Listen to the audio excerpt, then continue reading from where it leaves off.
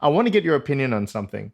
I'm not a fan of the modern classical culture. I don't really like piano competitions.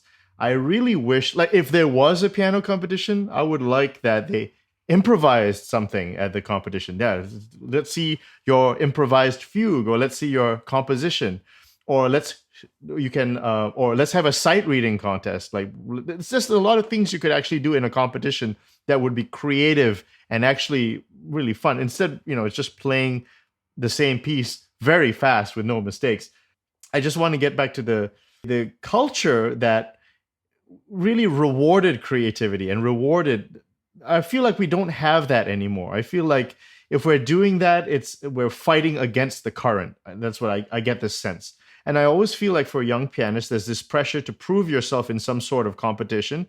And I know this is controversial. People like their fast. They like playing fast. I actually like slow playing. As I get older. When I was young, I liked fast, but as I get older, I actually can hear the music better. Even some of these like Chopin war horses, I actually think the music's better slower because I can actually appreciate the composition better. But what's your take on the culture, competitions? Just this young pianists have you yourself. Your teacher Nadia Boulanger saw you as just an incredible creative person. You became a concert pianist, and you had a very solid career, wonderful career concertizing. But how do you think that this is sustainable, and this sort of culture? I wish more people were like you, improvising, composing. The piano, the player composer of yesteryear. I think that the recording and publishing industries at the beginning of the 20th century um, changed the teaching industry. And the competitions are like beauty pageants, where you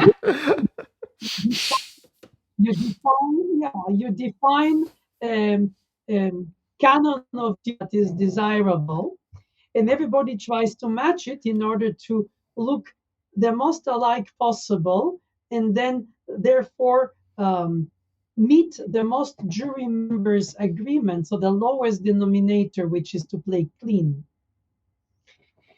as if that defines the playing. So the problem is that if you, as you mentioned, one should have competitions in creativity, you wouldn't have many entrance candidates because no one can do it.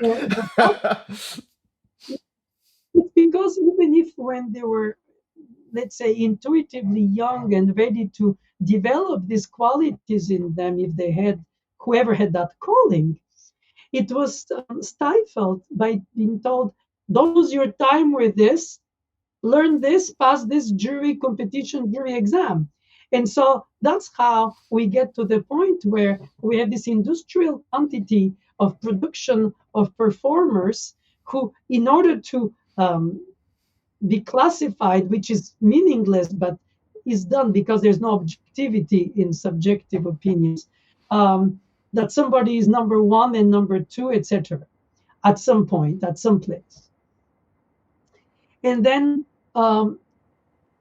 what happens then is that when they start a career, if they have opportunity to perform because of that winning, which is the purpose of winning the competition for performers, is that then the audiences don't care if they were second, first, or third prize. They go to hear somebody who tells them a storytelling that is so charismatic that they want just to be told a story, like a bedtime story when you're a child. The same thing happens there. And all of a sudden, they're faced with this robotic playing, which was the key to get the chance to play for the audience. And then the managements receive feedback from the organizers of the concert saying, your pianist was very boring for our audience. But it's because that's what the music industry wants to. And if you have somebody or some people who are very original, very open to every musical style, and who are not, like they would say, jack of all trades, master of none, uh, of course, they don't fit in that pageant's ideology. You have to have a certain way to be part of that group among which there will be an elite. And there's nothing wrong with elite like in sports. The problem is the elitism then, where people start arguing, oh, this is best player for that piece, or this player that for that piece. And I have been to international juries. I was in March at the Rubinstein jury in Tel Aviv with highly respected colleagues, and none of us agreed with the final results because our individual tastes come up with different opinions.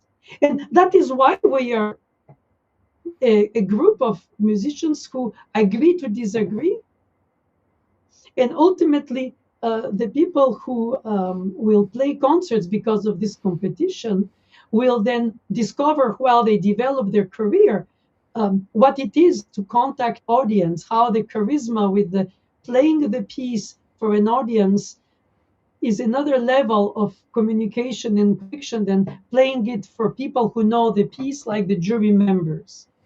Because inevitably, the purpose of a performer, in the case of a pianist, is to play a piece that people know or don't, but want to discover or rediscover.